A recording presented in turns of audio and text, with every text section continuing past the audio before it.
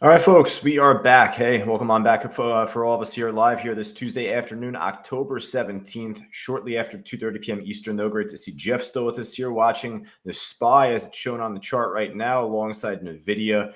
More of a quiet crowd this afternoon. Andrea joining Jeff, though, and Ravina and Michael joining us as well inside our live trading room. Great to have all of them there and great to have all of us back. Perhaps if you joined us on social media just earlier this morning, we conducted our weekly Traders Talk workshop. So we do that every Tuesday morning. It's more of an in-depth Q&A type of workshop where we tend to go over a few different trades that we're moving from this morning. So, that's on our YouTube channel right now, youtube.com/cyber trading you. Make sure that you're subscribed right to our YouTube channel, but great to have you back there as well. So SPY right now, actually, if you're joining us on Twitter, even if you're on Twitter, follow us at Cyber Trading You, also at CTU Josh.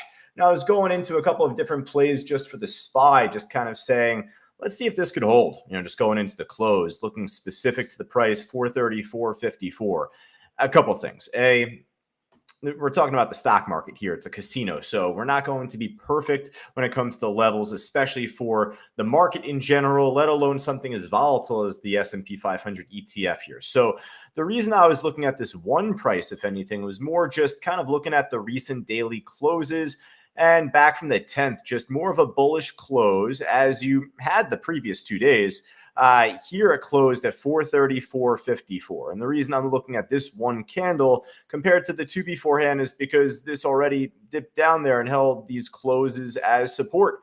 So I'm going to look to see higher lows. And right now it pulled back. I was calling that out prior to 2 p.m. So prior to this dip here. And so far, so good. It's made a decent move so far, but again, we're talking about the SPY, as volatile as it is. So, I was even expecting for this to break under that level for a small little while and then for it to pull back above it. So, hasn't even done that yet. If we just pull back up right now and pop, then, hey, the cookie crumbles pretty well there, right? Can't always get that. But, hey, we'll take it either way. So I know Andre got out on one of his puts on the SPY just a moment ago as I banged my elbow there. Let's go over a couple of stocks, at least that we were looking at just from earlier and across the morning. So we had the NKTX just a moment ago, right? And the NKTX, hey, for as much as it ran up going into the early afternoon, I was on a coaching call with one of our students, and this could be easy for me to say maybe live. And actually, I'm going to pull my order here now just so I don't forget about it. Don't want to catch a falling knife, right? Just to say, for as much as this pumped up in the late morning, early afternoon, it was up like 180% or some crap. We see this every day. And if it's not literally every day, we see something like this like 3, 4, 5 times a week. So you can't get too emotional if you turn over to the stock. It's already up 85%, up 120% already, and it's your first look at it. It's a nice trend for anyone that made money on this trade from the initial move up, at least up towards 250 and above from there at 289. Kudos, but don't beat yourself up if you miss the move. Oh no, it's up 180. All right, look at SPRC. It's still up 118%. That popped earlier at least, but that was just from this morning as well. So, this is pretty frequent that we tend to see a runner like this.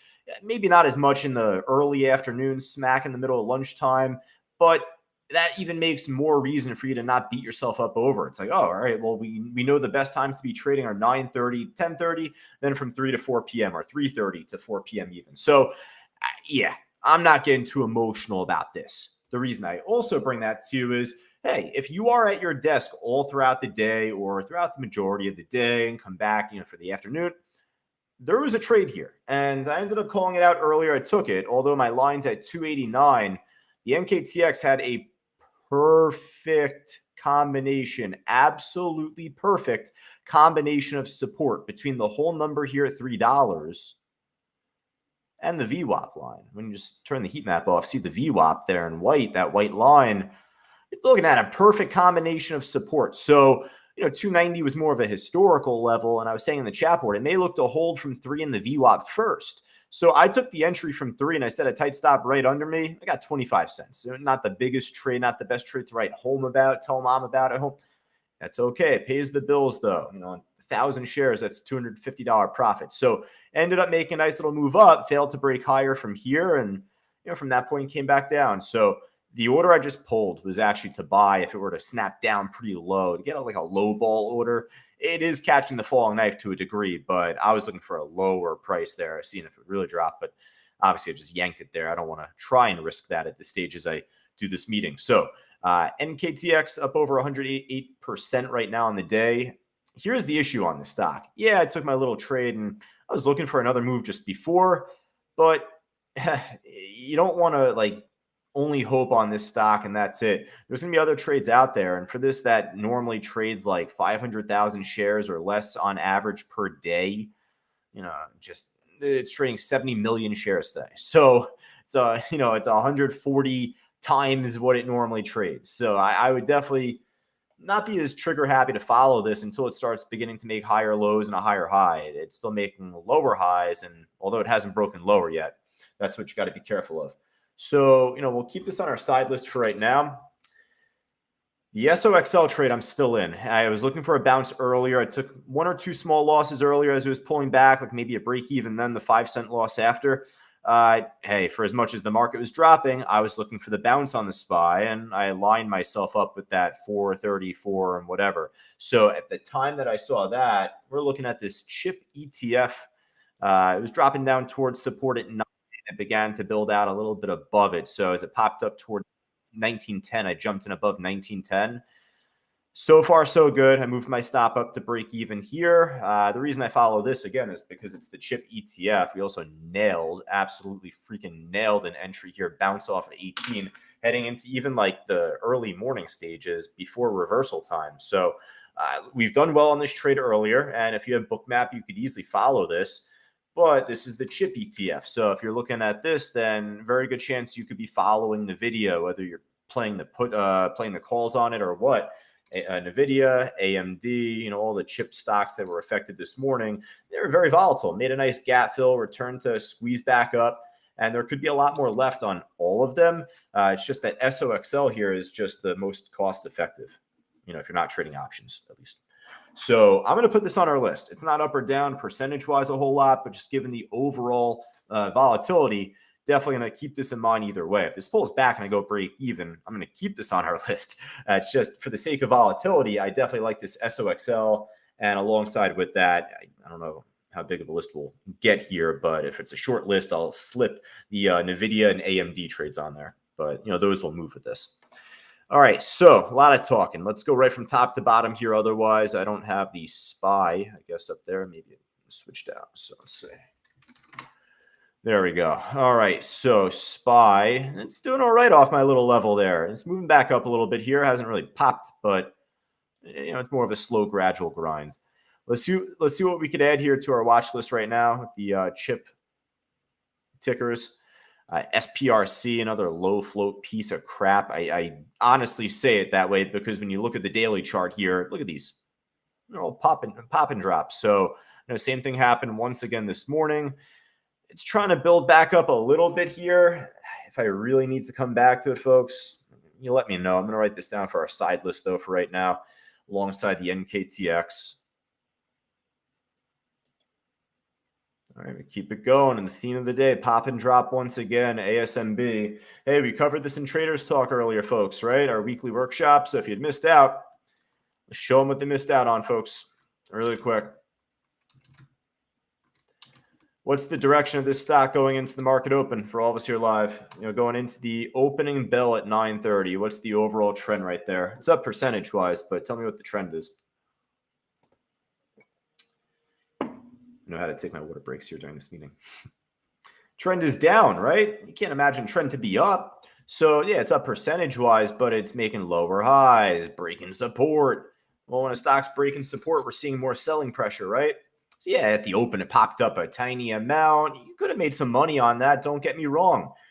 But what happens if history repeats itself? What happens if this continues to show selling at the same exact price and under that price? And from there, lower high, lower low, and it was a calamity after. So yeah, we're done with this ASMB. We've been done with it. It's likely what the NKTX is going to turn out into, right? Same with SPRC. This OLK is a buyout. We definitely know that from class. And we'll keep it going. See if there's anything else looking good, though. I mean, like trading good volume, looking good. Got a whole bunch of nothing this week. A bunch of Fed speakers, going throughout this week. Yesterday, today, tomorrow, Thursday.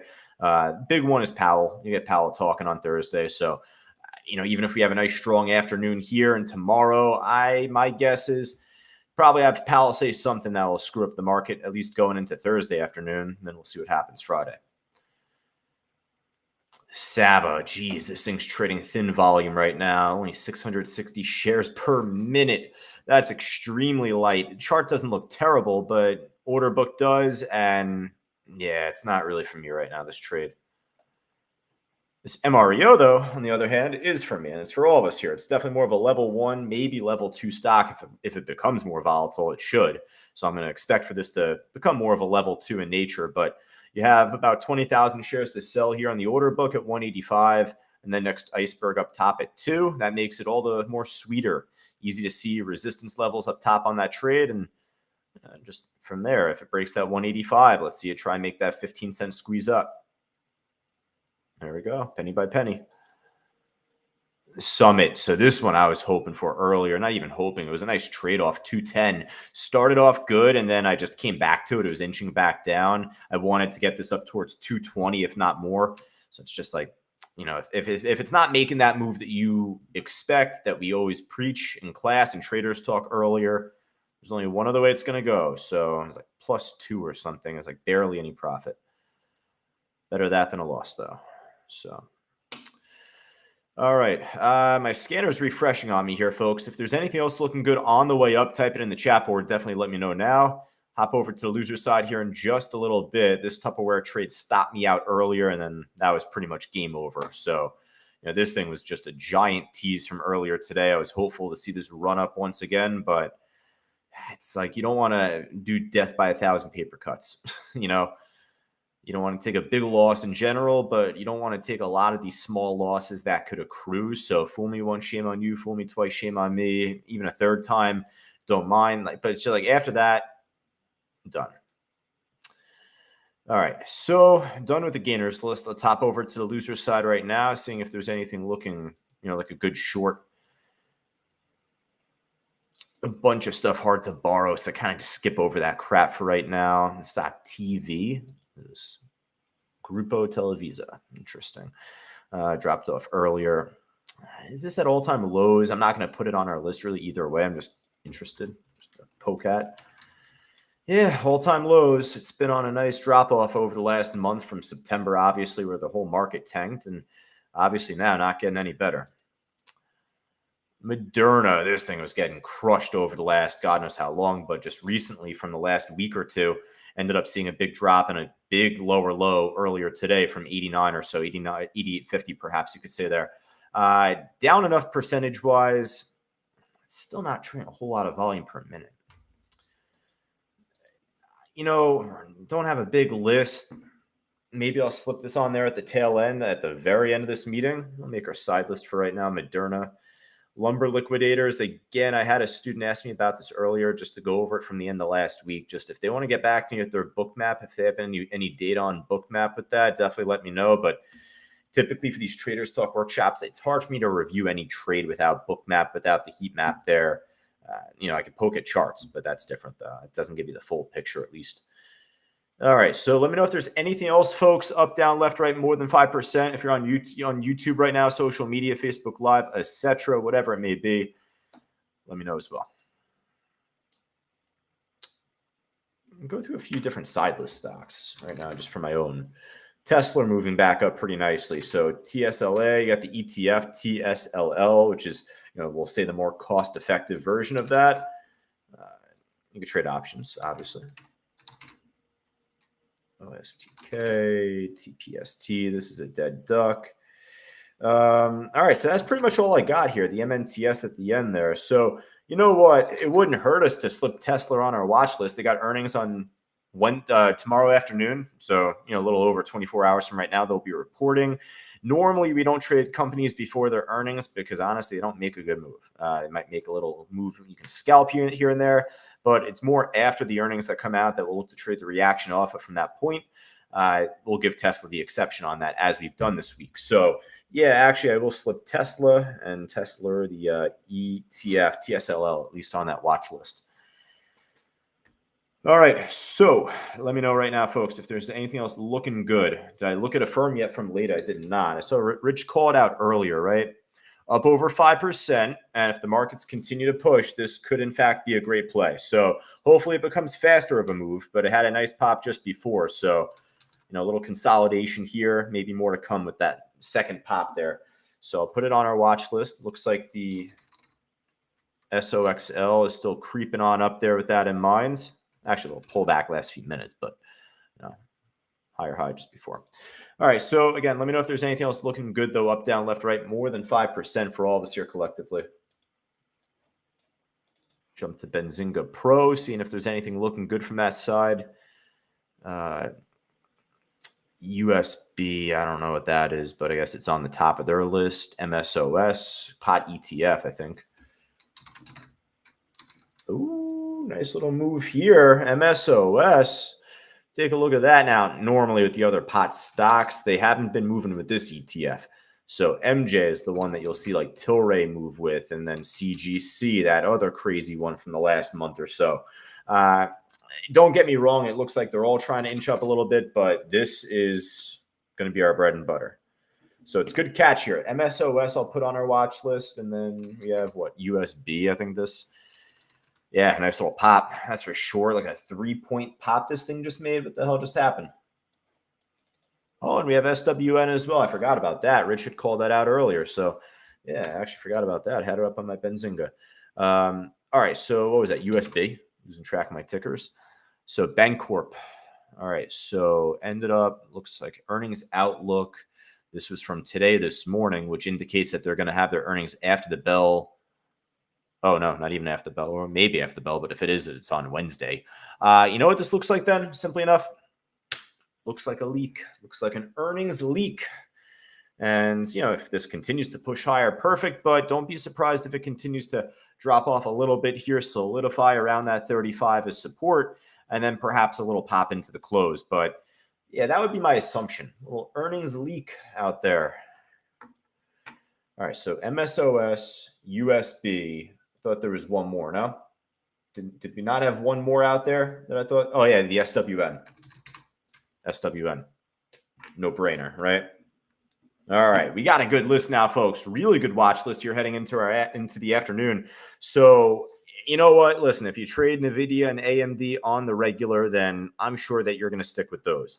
I'm not going to feature them on the watch list. We got the SOXL, which is the chip ETF.